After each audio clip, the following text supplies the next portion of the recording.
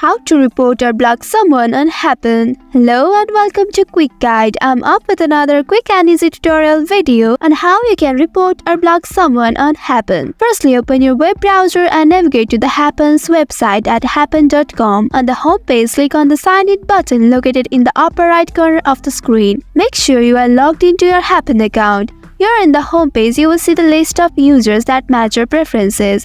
These are the potential matches based on your interest, location, and other criteria you have set. Now, if you come across a user that you wish to report or block, scroll down to the bottom of the user's profile page and you will find Report and Block option. Click on it. A pop-up window will appear asking you to choose a reason for blocking the user. Select a reason from here and click on Confirm button below, and you won't be able to see or interact with them on Happn. So in this way, you can report or block someone on Happn. That's all for today's video. Thanks for watching till the end. If you found this video helpful, don't forget to like, share and subscribe the channel. Also hit that bell icon to get notifications on more such helpful tutorials. See you in next video. Stay connected.